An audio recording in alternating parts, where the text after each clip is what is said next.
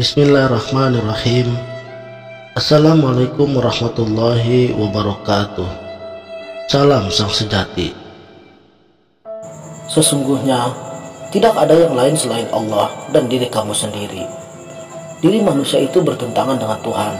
Segala sesuatu itu tunduk kepada Allah, dan diri manusia itu pun adalah kepunyaan Allah. Pada diri manusia timbul angan-angan dan hawa nafsu. Oleh karena itu, jika kamu masuk kepada yang hak dan menentang diri kamu sendiri, maka kamu telah masuk ke pihak Allah dan menentang diri kamu sendiri. Allah berfirman kepada Nabi Daud alaihissalam, "Hai Daud, kepadakulah kamu kembali. Oleh karena itu, berpegang teguhlah kamu kepadaku. Sesungguhnya penghambaan yang sejati adalah melawan diri kamu sendiri karena aku. Karena itulah, penghambaan kamu dan kedekatan kamu kepada Allah menjadi kenyataan yang sungguh-sungguh. Karena itulah kamu mencapai kesucian dan kebahagiaan. Dan karena itulah kamu akan dimuliakan, serta segalanya akan menjadi hamba kamu dan takut kepadamu. Lantaran semuanya tunduk kepada Allah. Sebab Dialah pencipta dan tempat asal mereka, dan mereka telah menyatakan kehambaan mereka kepada Allah Subhanahu wa Ta'ala." Allah Subhanahu wa Ta'ala berfirman, "Seluruhnya memuji Allah, tetapi kamu tidak mengetahui pujian mereka." Ini berarti segala yang ada di alam ini sadar akan adanya Allah dan patuh kepadanya. Allah Subhanahu wa Ta'ala berfirman, kemudian Dia berkata kepadanya dan kepada dunia, "Kemarilah kamu berdua dengan rela ataupun tidak." Mereka berkata, "Kami datang dengan rela." Oleh karena itu, segala penghambaan adalah melawan dirimu sendiri dan hawa nafsumu. Sebagaimana firman-Nya, "Janganlah kamu menuruti hawa nafsumu, karena dia akan menyesatkan kamu dari jalan Allah." Ada satu cerita yang masyhur tentang Abu Yazid Al-Bustami. Diceritakan bahwa ia telah melihat Allah Subhanahu wa Ta'ala di dalam mimpinya. Ia bertanya kepada Allah, bagaimana seseorang itu dapat sampai kepada Allah?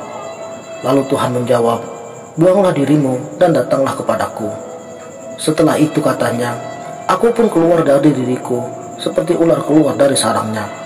Karenanya, semua kebaikan itu terletak pada jihad melawan diri sendiri, serta semua perkara dan keadaan hidup ini.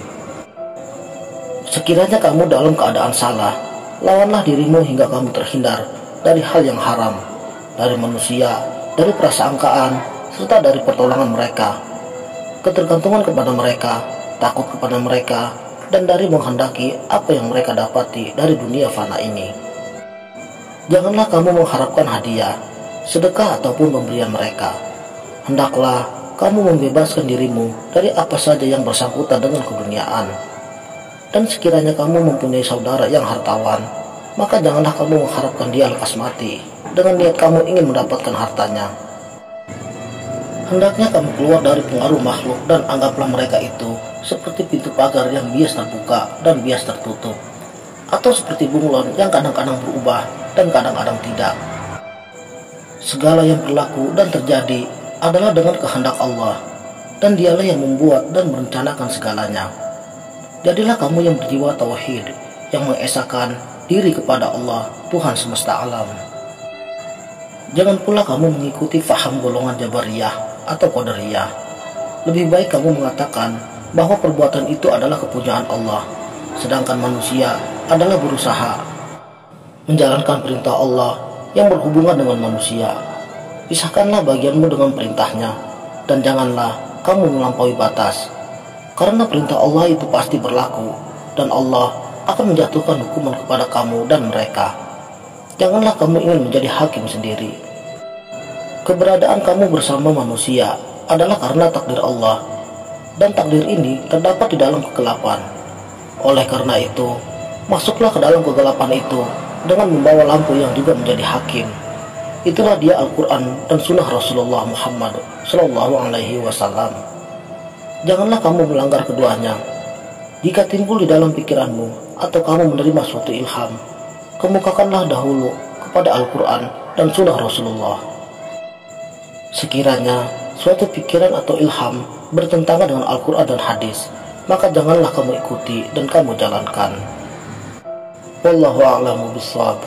Sekianlah, semoga bermanfaat. Wassalamualaikum warahmatullahi wabarakatuh.